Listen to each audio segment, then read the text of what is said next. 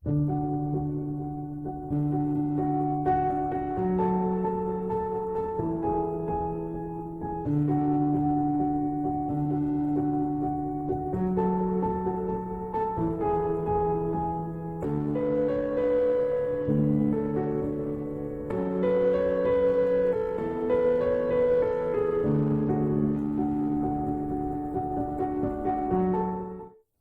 mapagpalang umaga po sa ating lahat. Totoo po at tayo ay naniniwala na ang ating Diyos ay buhay sapagkat kahit na tayo ay nalalagay sa gitna ng krisis ng COVID-19 ay damang-dama po natin ang pag-ibig ng ating Diyos. Kahit kailan, hindi nagkukulang ang ating Panginoon at ang mga biyaya niya ay laging nakalaan para sa atin sapagkat ang pag-ibig ng ating Diyos ay walang hanggan noon pa man. Sa ating sitwasyon ngayon, ang ating Diyos ay patuloy na tumutugon sa ating mga panalangin at gumagamit siya ng mga tao upang makita at matugunan ang ating mga pangangailangan. Noong isang linggo po ay nagbalik-aral tayo patungkol sa krus na nagsasalarawan ng dalawang pinakamahalagang utos ng Diyos, ang mahalin ang Diyos at ang mahalin ang tao. At upang maisagawa ang layunin ng Diyos sa tao at sa mundo, ay kinakailangan na magkaroon tayo ng mabuting relasyon sa Diyos at sa tao. Kaya po mahalaga ang ating pakikipagkapwa at pagkakaroon ng relasyon sa ating Diyos sapagkat ito po at ating magiging pundasyon sa pagbuo ng isang team o grupo na ating makakatuwang sa ating buhay. Sila po yung nagpapalakas sa atin sa panahon na tayo ay nanghihina. Mas mainam po na may katuwang sapagkat mas mapapagaan po ang ating paggawa. Imaginin po natin yung isang tingting at gamitin po natin itong pangwalis ng kalat sa ating labas or sa ating paligid. At kahit ano po yung gawin natin, ay hindi po nito malilinis ang ating mga kalat. Subalit kung pagsasama-samahin po natin ang maraming tingting ay magagawa po nating linisin ang kalat sa ating paligid.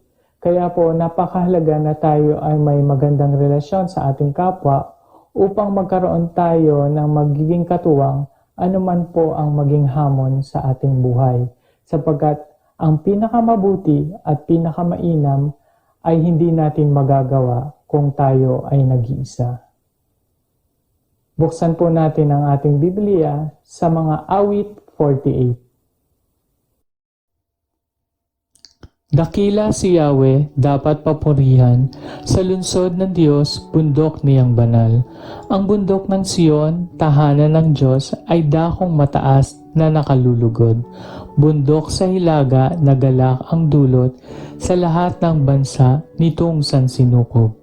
Sa piling ng Diyos, ligtas ang sinuman, sa loob ng buog ng banal na bayan. Itong mga hari ay nagtipon-tipon upang sumalakay sa bundok ng Sion. Sila ay nagulat nang ito'y mamasdan, pawang nagsitakas at nahintakutan.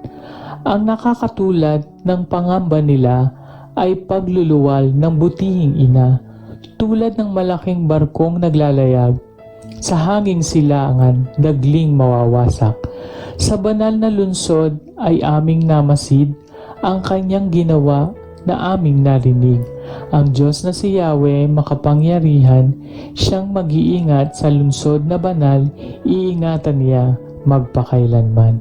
Sa loob ng templo, aming Diyos, nagunita namin pag-ibig mong lubos. Ika'y pinupuri ng lahat saan man, sa buong daigdig ang dakilay ikaw, at kung mamahala ay makatarungan. Kayong taga-Sion dapat na magalak, ang buong Juda magdiwang na lahat, dahilan kay Yahweh sa hatol niyang tumpak. Ang buong palibot ng Sion lakarin, ang lahat ng tore doon ay bilangin. Ang nakapaligid na pader pansinin, mga muog nito'y inyong siyasatin, upang sa susunod na lahi isa-isay na ang Diyos ay Diyos natin kailanman, sa buong panahon siya ang patnubay. Tayo'y manalangin.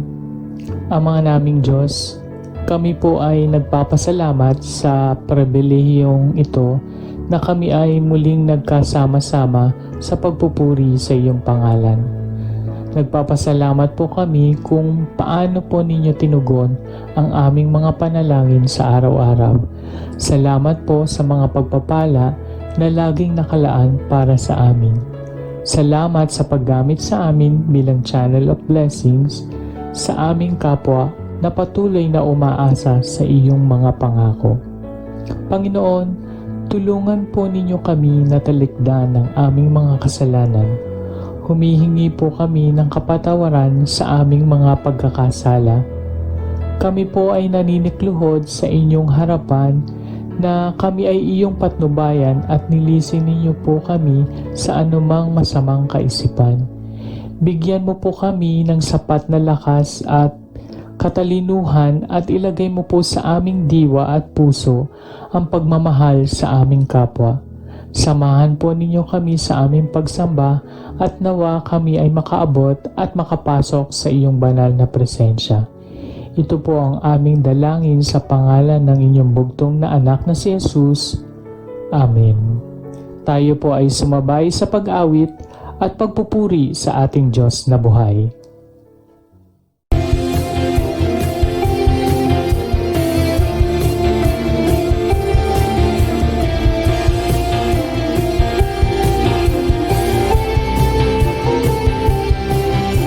According to Philippians chapter 4 verse 13, I can do all things through Christ who gives me strength. Let us sing praise to the Lord. Hallelujah! My life is in you, Lord. My strength is in you, Lord. My hope is in you, Lord. In you, it's in you. My life is in you, Lord. My strength is in you, Lord. My hope is in you, Lord. In you, it's in you. I will praise you with all of my life. I will praise you with all of my strength. With all of my life, with all of my strength, all of my hope is in you.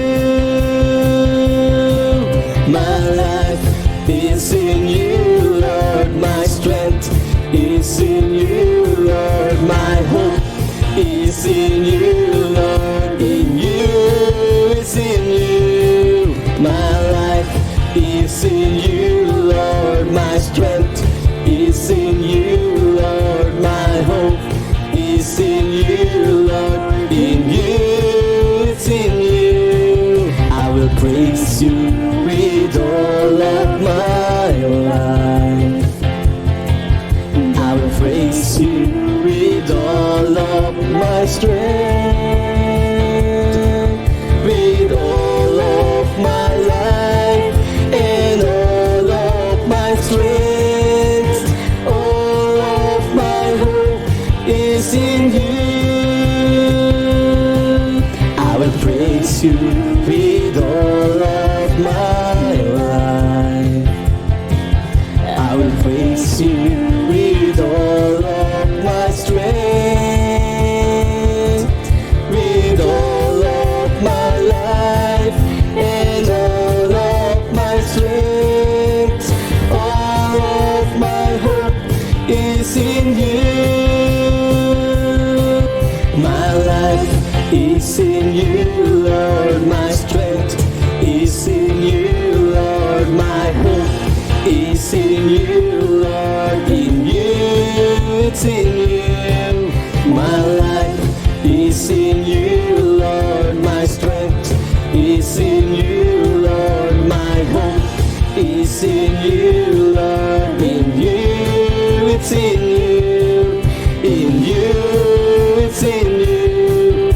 In you, it's in you. In you, it's in you. In you.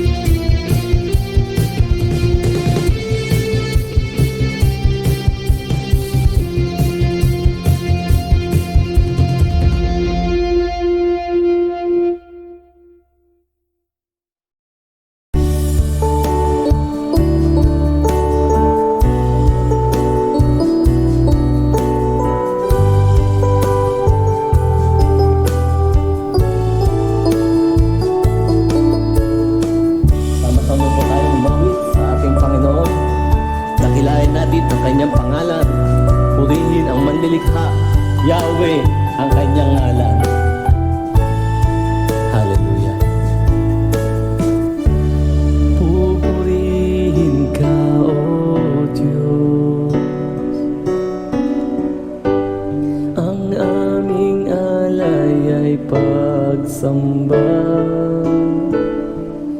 kalwalhatian, karangalan, pangyarihan mo'y walang katulad. Pupurihin ka, O Diyos,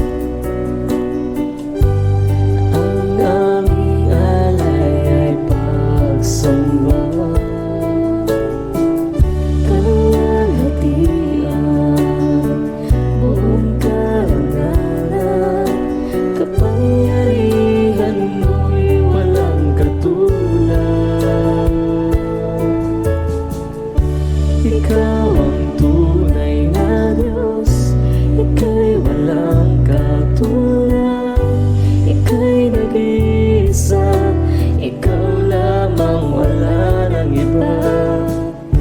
Sa'yo ang aming awit, dinggin ang aming tinig, isisigaw sa buong mundo. Pupurihin ka, O Diyos, ang aming alay ay pagsamba, kalwalhatian, buong karangalan, kapangyarihan mo'y walang katulad.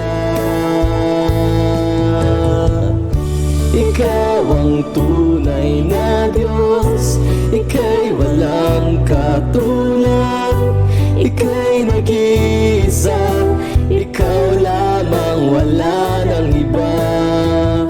Sa'yo ang aming awit, dinggin ang aming tinig, isisigaw sa buong mundo. Ikaw ang tunay na Diyos, ika'y walang katulad, ika'y nag-iisa, ikaw lamang, wala nang iba. Sa'yo ang aming awit, dinggin ang aming tinig, isisigaw sa buong mundo. Po, sambitin po natin ang papuri natin, alay natin sa ating Diyos. Hallelujah. Purihin ka, Ama. Ikaw ang Diyos na manggagamot, dakilang manunubos, tagapagligtas naming lahat. Panginoon, niaalay po namin ang papuring ito para po sa iyo. Kadakilaan mo, kadakilaan mo, kadakilaan mo, kadakilaan mo, kapangyarihan mo, kapangyarihan mo, kapangyarihan mo, kapangyarihan mo, ang pag-ibig mo, ang pag-ibig mo, ang pag-ibig mo, ang pag-ibig mo. Ikaw ang tunay na Diyos, ika'y walang katulad, Ika'y nag-iisa, ikaw lamang, wala nang iba. Sa'yo ang aming awit, dinggin ang aming tinig, isisigaw sa buong mundo. Ikaw ang tunay na Diyos, ika'y walang katulad, ika'y nag-iisa, ikaw lamang, wala nang iba. Sa'yo ang aming awit, dinggin ang aming tinig, isisigaw sa buong mundo. Lahat ng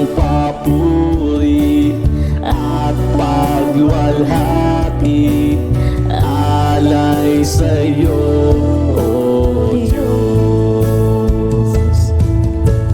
Ang aking puso at aking buhay alay sa pagsamba. Lahat ng papuri at pagwalhati alay sa'yo, O Diyos. Ang aking puso at aking buhay alay sa pagsamba. Ay alay sa pagsamba. Ay alay sa pagsamba.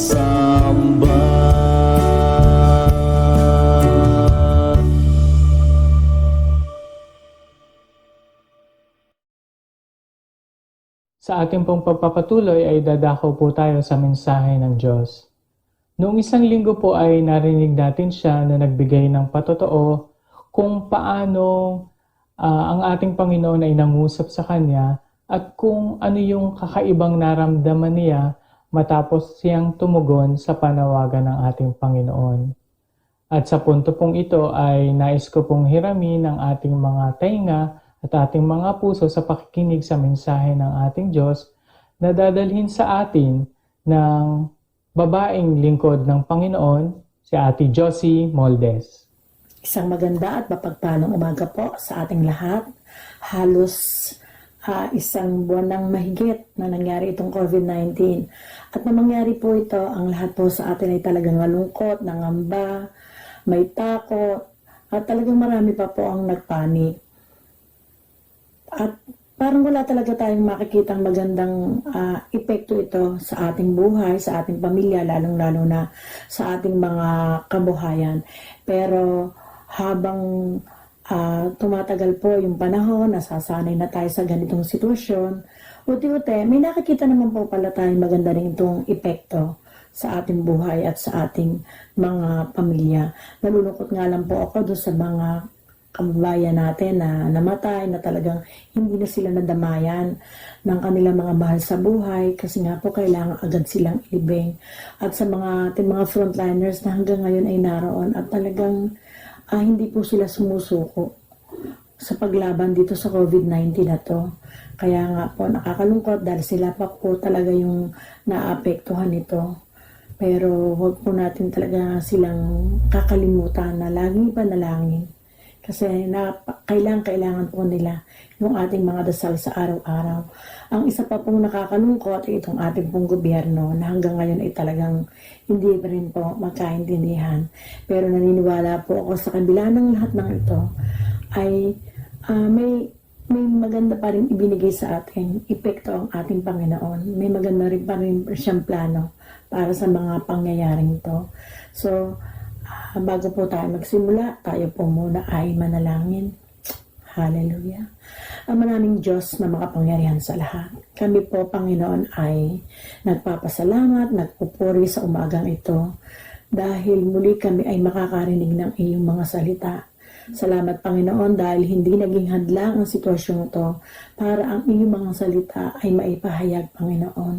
Ang dalangin namin, Ama, na pagpalain mo po ang bawat makakarinig nito. Dalangin namin ito ay maging pagpapala, maging guide namin, at maging inspirasyon ng bawat isa sa amin para po kami ay makapagpatuloy sa paglilingkod sa iyo. Pagpalain mo po ito at ikaw po yung mataas at magbigyang kalwalatian sa umagang ito. Salamat po, Ama. Pinupuri ka po namin, pinapasalamatan sa tanging pangalan ng aming Panginoong Yesus. Sabi ko nga po kanina, sa kabila ng maraming negatibong nangyayari, alam ko po, may positibo pa rin. May magandang epekto po ito. At sa umagang po ito, bibigyan ko po kayo ng mga ilan na nakita ko. So, una po, nawala po yung traffic. Ito po yung palang pinakalaging problema ng ating bansa, laging traffic. Polusyon, nawala po. Luminis po ating hangin kasi nga po kukunti na po yung mga nabiyahe at ang ating pong gasolina ay bumaba. Ang mga nanay, mga tatay, ngayon po lahat ay nasa bahay, ang mga anak. Dati po malimit fast food yung mga kinakain pero ngayon po ay naging maingat na yung mga nanay sa pagpapakain sa kanilang pamilya. Talagang mga lutong bahay na po ngayon ng mga kinakain, mga masusustansya. Naging health conscious po kasi tayo kasi napakahalaga po sa panahon to na talagang naiingatan natin yung ating mga pangangatawan. Natuto na rin po tayo mag-budget lalo na po sa mga kananayan. Kung dati, basta-basta na lang din po gumagasta. Pero ngayon po dahil alam natin na mahina yung mga kita, kailangan magtipid. So, nagbabudget po tayo. At nagkakaroon na po na ngayon ng pagkukwentuhan habang nakain, nagkakasalo-salo na matagal na po talagang hindi nangyayari to sa mga bawat pamilya. Ngayon po, nakakatulog na ng maayos sa gabi kasi hindi na magulo, may curfew na po kasi. Tapos ang mga tao po ay natututo na rin sumunod sa ating gobyerno. Kahit may mga pasaway po, pero natuto na rin pong sumunod sa ating gobyerno. Ngayon po, kung kulang tayo sa tulog dati, ngayon po ay sobra-sobra na. Yung hinihingi pong 8 hours na pagtulog, sobra pa po ngayon. At alam naman po natin na kapag tayo natutulog, nakakapahinga rin po yung ating mga isip sa mga bagay-bagay na mga nangyayari. At minsan-minsan nakakapag-exercise din po tayo, di po ba? Mga nanay, minsan may mga pagkakataon na mag-exercise, hindi po katulad noon dahil sa dami ng ginagawa, talaga po ito ay nakakaligtaan na.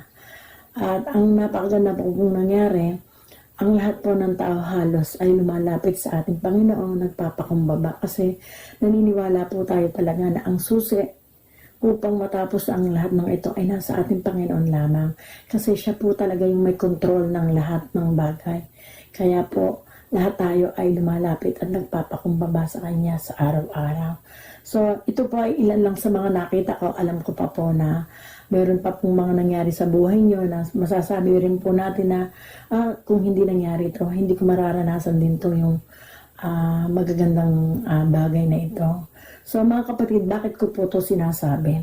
Kasi po kapag puro negatibo yung ating kaisipan, halos hindi na po natin makita yung magagandang ginagawa ng Diyos sa ating buhay sa araw-araw. Kasi nga po, ang ating isip ay punong-puno ng mga negative thoughts, takot, pangamba. Hindi na po healthy ang ating isip. Kaya po, parang hindi mo na magawa yung mga bagay na nais mong gawin. Hindi ka na makapagplano.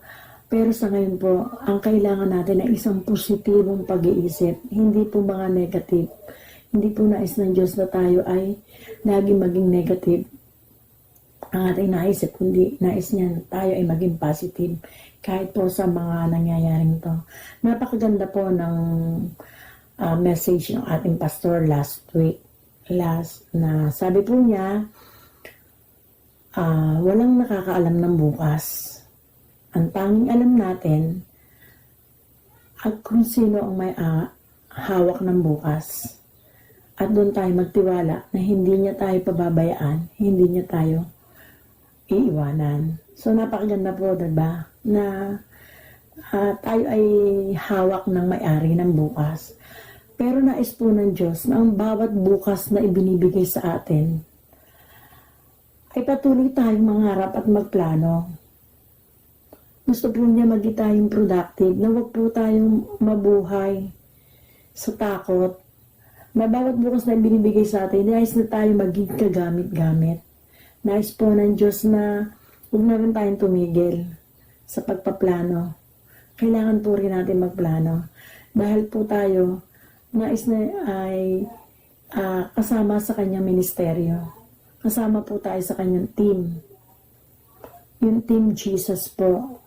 Kasi po, ang ating pag-uusapan ngayon sa umagang ito ay ano ba yung mga pagpapalang makukuha natin kapag tayo ay kasama sa isang team? Benefits of being a part of a team. At ang ating pong pag-uusapan ngayon sa umagang ito ay nasa unang Korinto 12 verse 12 to 27. Sapagkat si Kristo'y tulad ng isang katawan na may maraming bahagi. Bagamat binubuo ng iba't ibang bahagi, iisa pa rin katawan. Tayong lahat, maging Hudyo o Grego, alipin man o malaya, ay binautismuhan sa iisang espiritu upang maging isang katawan. Tayong lahat ay pinainom sa iisang espiritu. Ang katawan ay binubuo ng maraming bahagi at hindi ng isang bahagi lamang. Kung sabihin ng paa, hindi ako kamay, kaya hindi ako bahagi ng katawan, hindi nga ba ito bahagi ng katawan? Kung sabihin ng tenga, hindi ako mata, kaya hindi ako bahagi ng katawan, hindi nga ba ito bahagi ng katawan? Kung panay mata lamang ang buong katawan, paano ito makakarinig? Kung panay tenga lamang ang buong katawan, paano ito makakaamoy? Subalit, inilagay ng Diyos ang bawat bahagi ng katawan ayon sa minabuti niya. Hindi may tuturing na katawan kung ito'y isang bahagi lamang. Ngunit ang totoo ay marami ang bahagi, ngunit isang katawan lamang. Kaya't hindi masasabi ng mata sa kamay, hindi kita kailangan, ni ng ulo sa mga paa, hindi ko kayo kailangan. Sa katunayan, ang mga bahaging waring mahihina ang siya pang kailangan. Ang mga bahagi ng katawan na inaakala natin hindi gaanong kapuri-puri, ay pinag-uukulan na higit na pag-aalaga. Ang mga bahaging hindi likas na maganda ay siya natin pinapaganda. Hindi nito kailangan gawin ng mga bahaging sadyang magaganda. Nang isaayos ng Diyos ang ating katawan, binigyan niya ng higit na karangalan ng mga bahaging di gaanong marangal upang hindi magkaroon ng inggitan. Sa halip, ang lahat ay magmalasakitan. Kung nasasaktan ang isang bahagi, nasasaktan ang lahat. Kung pinangararangalan ang isang bahagi, nagagalak ang lahat. Purihin po ang Diyos sa pagkabasa ng kanyang mga salita. Kalikasan po ng ating Diyos ang nagpapakita ng partnership at teamwork. Ba? Father, God, and the Holy Spirit. Ang tatlong persona po, sama-sama silang gumagawa. Kasi po, pinapahalaga ng ating Diyos ang sama-samang paggawa at hindi yung isa-isang paggawa. Kahit po ang ating Panginoong Jesus, nung siya ay narito sa lupa, siya po ay nag-form din yung kanyang 12 disciple. Kasi alam po niya na siya ay aakit sa langit at kailangan po niya na may mapag-iwanan ng kanyang mission dito sa lupa. Ano ba ang mission ng ating Panginoong Jesus? At katulad din po ng mission ng, sabi ko nga po, yung tatlong persona, ang palawak ang kanyang kaharian ng ating Panginoon dito sa lupa. Yun po yung mission nila, na ang lahat ay maligtas at hindi mapahamak. Yun po, ganun tayo kamahal ng ating Panginoon. Kaya nga po, siya ay nag-iwan ng team dito sa lupa para maipagpatuloy itong mission niyang ito. So, ano po ba yung nakukuha? Ano may mga pagpapala kapag tayo ay nagiging parte ng isang team? Una po, sabi nga po dun sa verse 12, tayong lahat ay pinainom sa isang espiritu. Espiritu po ng Diyos ang nasa atin. Kaya po, napakasarap isipin na tayo ay kasama sa team ng ating Panginoon. Team Jesus. Napakarami pong team. Pero sinasabi po sa kanya mga salita, isang espiritu po ang nasa atin, espiritu po ng ating Diyos. Kaya tayo po ay kasama sa Team Jesus. Team Jesus. Napakasarap, di po ba? At sa verse 14 to 21, lahat po ay mahalaga. Kaya nga po yung illustration niya sa tao na lahat ay mahalaga. Kahit yung pinakapangit na parte ng katawan ng tao ay mahalaga. So sa atin po, bilang tayo ay kamiyembro ng isang team, tayo po ay mahalaga.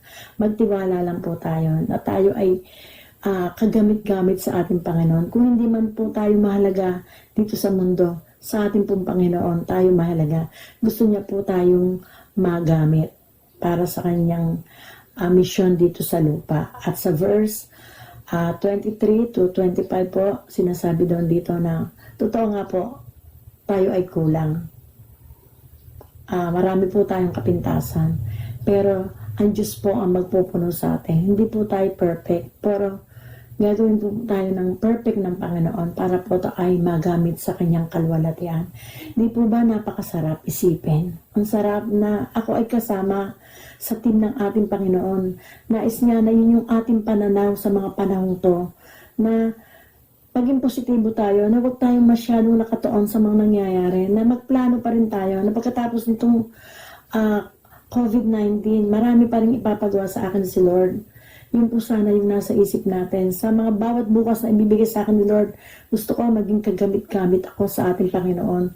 Dahil ako ay mahalaga sa Kanya, kulang ako pero pupunuan ako ng ating Panginoon. Di po ba sa isang team ay napakasarap, sa isang miyembro na isang team. Kami po ay may team sa Maahas at nung mangyari po ito, napakarami po talaga namin plano.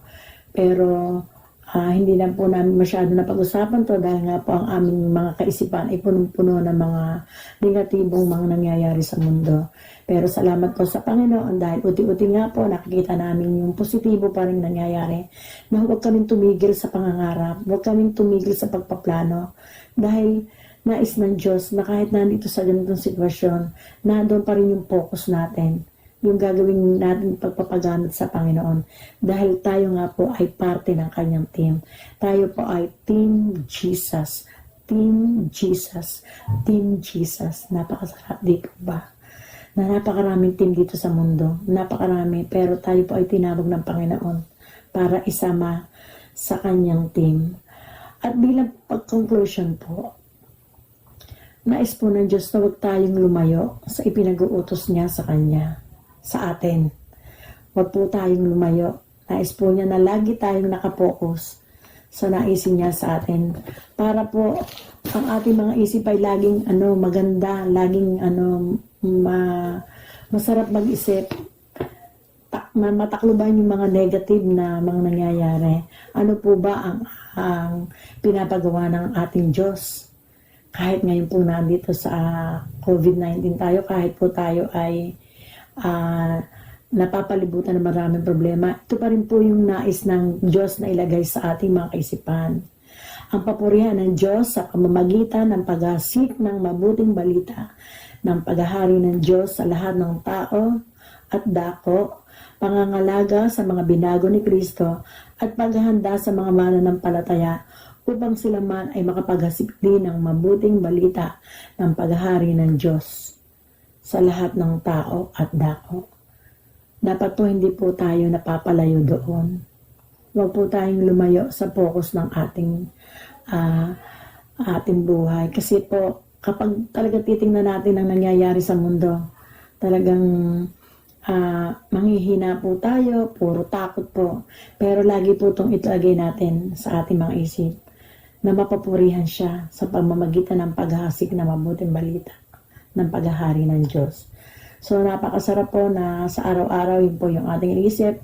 Tuloy pa rin po yung pagpaplano natin para sa ating mga ginagawa sa mga team na pinagkaloob sa atin, saan man po tayo naroon, huwag po tayong tumigil. At bilang application nga po, habang tayo po ay nandito sa quarantine, at tingin ko pa po ay madadagdagan po to, pero huwag po tayong matakot. Basta punuin po lang natin ang ating mga isip ng mga pangako ni Lord, na mga nais niyang ipagawa sa atin. Alam ko po na yung takot na yan, kayang-kaya natin mapagtagumpayan. Kasi sabi nga po natin, siya naman po yung may hawak ng ating buhay. Mabuti man o maganda nangyayari, siya pa rin talaga yung may control. Kasi po, kapag ang ating mga puso ay punong-puno ng kanyang mga pangako, ang ating isip ay punong-puno ng kanyang mga pangako, ito po ay lalabas sa ating mga katawan. Ibig sabihin, kung ang ating isip ay punong-puno kanyang mga pangako, ito po ay lalabas sa ating puso at ito po ay may papadama natin sa ating kapwa. So, wag po tayong tumigil sa pagpaplano at pag-iisip kung ano ba yung maganda para sa ating Panginoon. At naniniwala po ako, mga kapatid, na yung takot, kung ano man yung mga nangyayari dito, kayang-kaya itong nating mapagtagumpayan. So, sa umagang ito, naniniwala po ako na ang ating Diyos ay mabuti. sa lahat ng oras, sa lahat ng bagay, at sa lahat ng pagkakataon. Hindi niya po tayo pababayaan, hindi pa niya tayo pagkukulangin at hindi niya tayo iiwanan. Basta wag lang po tayong mapalayo sa focus. Tayo po ay Team Jesus at meron po siyang ipinapagawa sa bawat isa sa atin. Tayo po ay manalangin. Hallelujah. Ama namin Diyos na makapangyarihan sa lahat, kami po ay nagpapasalamat sa umagang ito dahil nakita po namin talaga na ikaw lang po talaga yung may hawak ng aming buhay. Wala nga po kaming alam sa bukas, pero nais mo na bawat bukas na ibinibigay mo po sa amin ay talagang maging kapaki-kapakinabang po ito. Wala pong masayang sa bawat bukas na binibigay mo po sa amin. Kaya sa umagang ito, Panginoon, hanggang sa mga susunod pang oras ng aming buhay, tulungan mo po kami na lagi lamang nakapokus sa iyo, Panginoon. Na yun ang talagang nais mong gawin namin, ang aming gagawin, Panginoon. Salamat, Lord, at naniniwala po kami, Panginoon, na kami ay hindi mo iiwanan, hindi mo po kami pababayaan, at ang mga isip namin ay talagang pupunuin namin ng pagmamahal mo, ng mga pangako mo, at ito ay lalabas sa aming mga puso at may papadama din namin to sa aming mga kapwa. Salamat po, Ama, at ang lahat na ibinabalik namin sa iyo na may pagpupuri at pasasalamat sa tanging pangalan ng aming Panginoong Jesus. Amen. Hallelujah. Thank you, Jesus. Matapos po nating marinig ang mensahe ng ating Panginoon, nawa ito po ay magbigay sa atin ng ibayong kalakasan na maaari nating magamit sa pang-araw-araw nating pamumuhay nang may pasasalamat sa ating Diyos. Ngayon naman po ay dadako tayo sa ating pagkakaloob at samahan po ninyo ako sa pagbasa ng talata ng pagbibigay ayon sa Lucas 6:38. Magbigay kayo at kayo'y bibigyan din. Hustong takal, siksik, liglig at umaapaw pa ang ibibigay sa inyo, sapagkat ang panukat na ginagamit ninyo sa iba ay siya ring gagamiting panukat sa inyo. Alam ko po na ang bawat isa sa atin ay sabik na makapagbalik ng mga pagpapala at magkaloob ng ating mga ikapu sa ating Diyos. Bagamat tayo po ay naka-quarantine pa rin, ay mangyari lamang po na ipaabot natin ang ating mga ikaloob sa pamunuan ng iglesia o maaari din naman pong idirekta na natin sa ating treasurer. Maaari din naman pong ipunin natin ang ating mga ikapu at ilagak sa isang sisidlan o sa isang lagayan upang sa darating na regular worship service sa kani-kaniya nating panambahan ay maibigay natin ang mga kaloob na ito sa ating Diyos upang matugunan ang mga gastusing pinansyal ng ating iglesia. Ang papuri po ay sa Panginoon. Para po sa ating pagbati, maligayang kaarawan po sa April 22 kay Emmanuel Lapitan. At sa April 23 naman po ay kay Ate Tess Umipig. At ngayong araw pong ito, April 19, maligayang kaarawan po kina Kuya Hermie Lapitan at Teacher Olive Galang. At may nagdaraos din po ng kanilang wedding anniversary sa April 22 kay Kuya Robert at Ate Marlene Amparo. At sa April 23 naman po ay kay Jonathan at Rachel Pacifico. At ngayong araw pong ito, happy wedding anniversary po kay Pablit at Emma Makiling. God bless you po.